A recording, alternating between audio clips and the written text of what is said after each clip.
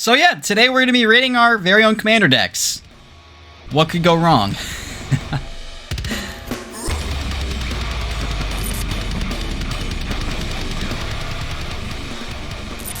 Welcome back, folks. Welcome back to the channel. Thank you for dropping by and your ongoing support. Before we dive right into today's content, first of all, I'd like to wish everyone a very Merry Christmas, and if you're watching this later on, a Happy New Year's. Just a few days ago, we just hit 500 subscribers, and I can't thank you all enough, and I'm looking forward to the next 500 to come. So to celebrate, today we're going to be ranking our very own commander decks, whether I own them in paper or have just built and played them online. Now, some of these commanders have not yet been showcased on the channel, but I do promise they all will be in due time. So without further ado, let's jump right into today's tier list. Alrighty, folks, so to kick things off today, we do have quite the selection of commanders at our disposal. We are going to be rating them all one by one, as well as a brief explanation on why we're giving that specific deck a specific rating.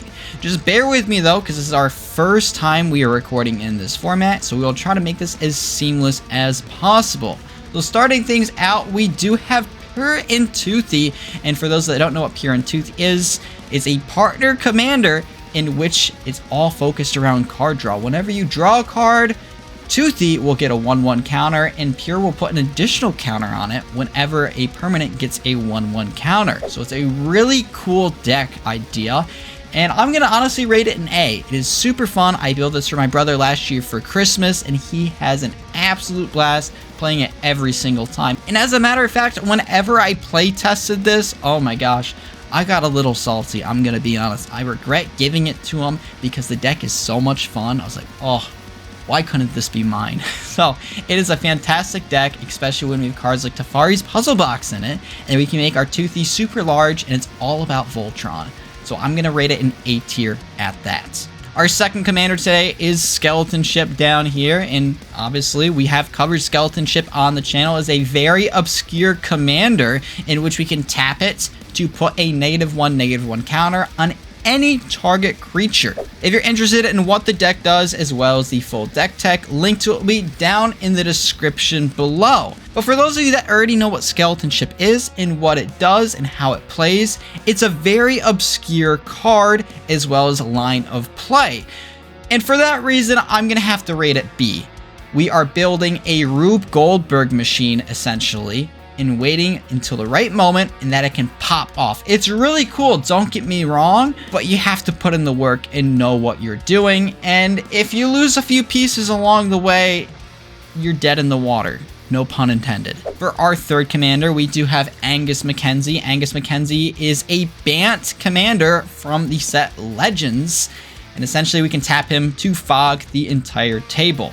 Now we also do have a deck tech here called Beef Tenderloin Strength Through Weakness. Link, once again, will be down in the description below, and it's all focused around pillow forting. And pillow fort, if you're not familiar with, is a strategy in the game known as Magic the Gathering, in which we just only play a defensive match. And it's a really cool deck. It was my second deck I ever built, and I haven't really made any changes because it's just really good, and I did my research while building it, but unfortunately we're gonna have to put it in C tier.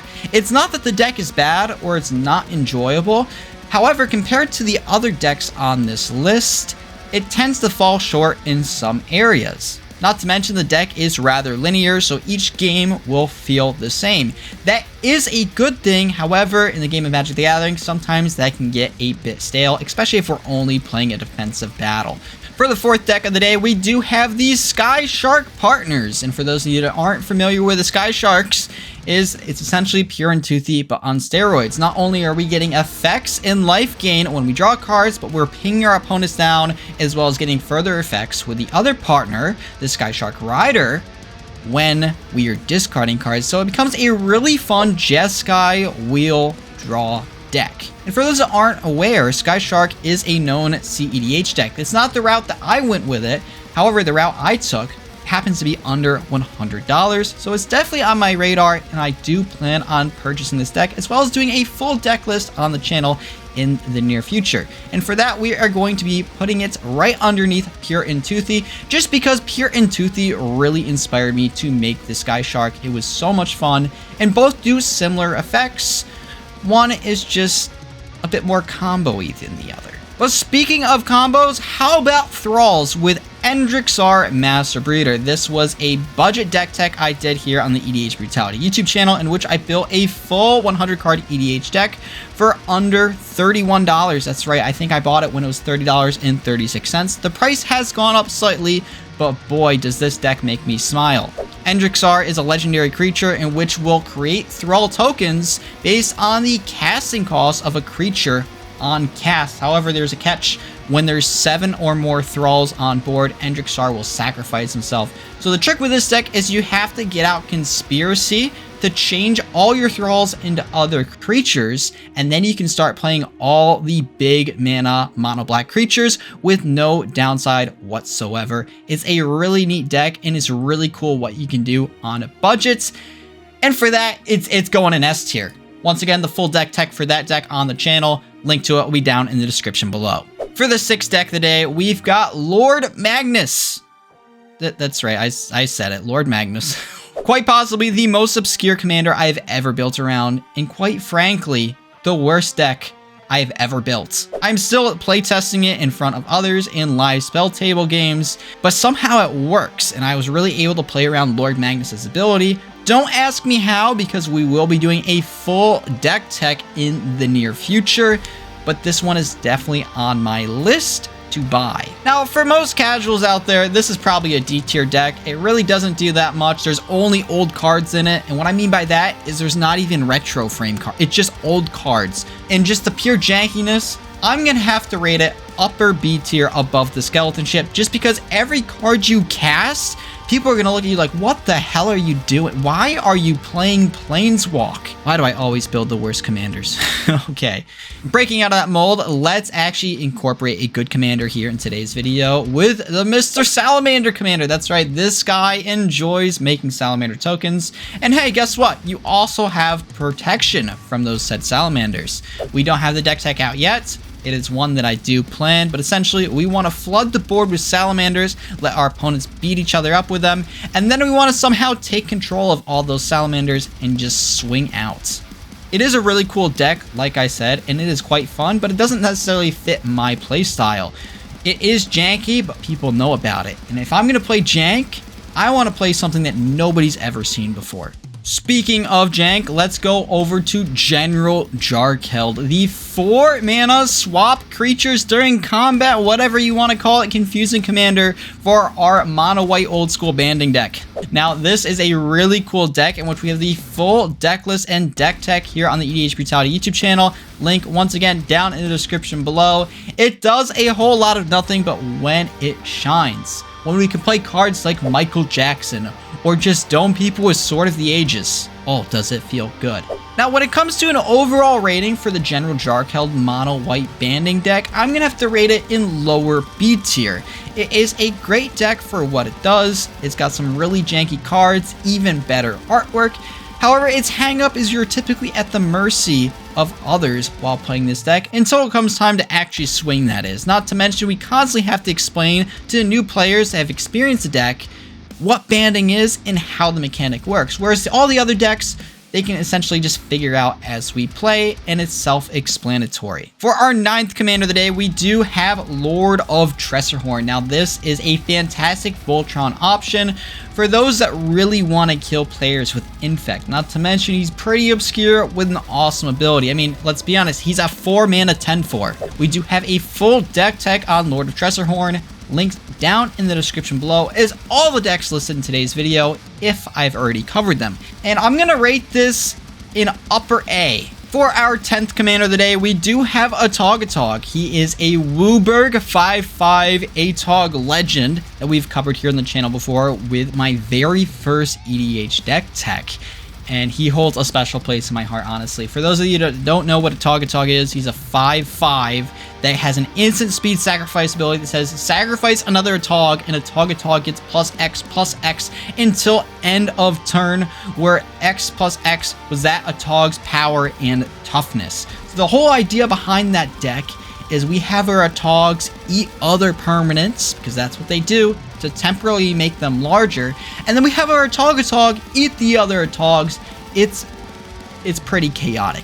Now, this is a deck I can justify the price on because what it does is almost priceless. Everyone looks at you like a fool when you start mass sacrificing your lands, but then all of a sudden, a Tog is this massive like 70/70 commander, and he will just one-shot someone. Our next commander on today's list is Zozu the Punisher, and for those of you who aren't familiar what this commander is, he's a 3-mana goblin that burns people whenever a land comes into play, ourselves included. Now, this was a deck I originally constructed for my niece to purchase. She never ended up doing so, so I may pick it up eventually, but it tends to get people salty quickly.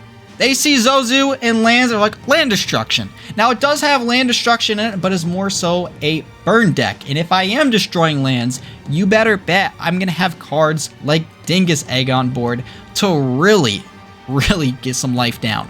I'm gonna have to rate it in a low C tier just because he tends to draw attention for the wrong reasons. People don't see him as a burn deck. They just see the word lands and like, let's get this guy out of the table. Next up, we do have Mikaeus the Unhallowed, and if we're talking about a gameplay standpoint, it deserves to be right up front. This is a deck that is so linear, it can win as late as turn 6 and as early as turn 1. As a matter of fact, this was my very first EDH deck when my friends got me into Magic the Gathering. They saw me buying singles, like, uh-oh, we're in danger. And I didn't care about fun or interactions, I just wanted to win as fast as possible. And he is a combo machine. However, my tastes have changed since building him. He should be up here, but in reality, he's all the way down. You shuffle up for a game, you play a few permanents, you ramp faster than everyone else because you have all the expensive permanents in there, and what do you know? You already won, and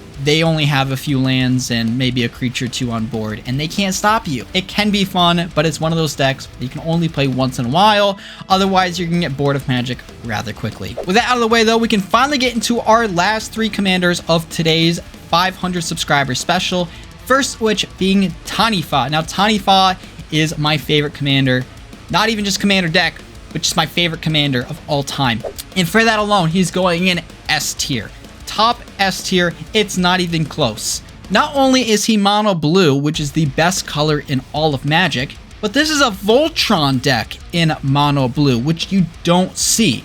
The artwork is phenomenal, and he's a 7/7 trampler. He's extremely difficult to pilot, but the payoff is immeasurable. Not to mention, I'm a huge advocate for mass land destruction, and oh, does he do it well. I've got the full deck list on YouTube for the deck tech. Link will be down in the description below, as well as the updated way to win with this. And boy, does this put a smile on my face whenever I play it. Okay, next one, we got Jon Irenicus. I think that's how you pronounce his name. I gotta look it up, honestly, so I can pronounce it properly. But it's a bad gifts commander. Talk about salt.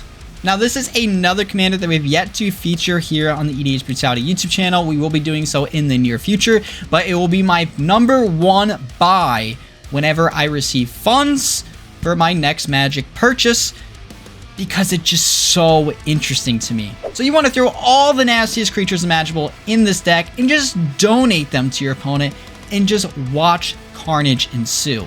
I'm going to have to rate it above Lord of Tressorhorn just because I'm so excited to play it in paper. I have played it online, but just in paper is going to be an unbelievable feeling. Not to mention, I can be kind of an arse, so nothing will be funnier to me than playing a creature saying I can never play creatures again, and then donating it to my opponents, and they can't sacrifice it. And last but not least, for the moment you've all been waiting for, the final commander deck of the day happens to be Bruvac. Now, for those that don't know what Bruvac is, he's a 3-mana mono blue legendary creature that doubles mill. I've always been intrigued by mill. However, I'm going to have to rate this at the bottom D tier, simply because it was the second deck I have ever built, and I didn't really know what I was doing. And although it is intriguing, would I ever buy it for the price? Maybe, maybe not. And with that, we'll conclude today's video. If you saw a commander that you liked and want to see me explore on this channel, make sure you stay tuned, because we will eventually be covering all of these if they have not been done already. I would like to personally thank each and every one of you for subscribing and making this YouTube journey an absolute pleasure because I could not do it without any of you. So that being said, if you'd like to stay tuned for future videos here on the channel, make sure you like, subscribe, and hit that notification bell down in the bottom right-hand corner of your screen. And as always, my name is Patrick, host of EDH Brutality. I thank you for watching, hope you enjoyed, and I hope you have a very Merry Christmas. Peace out, guys.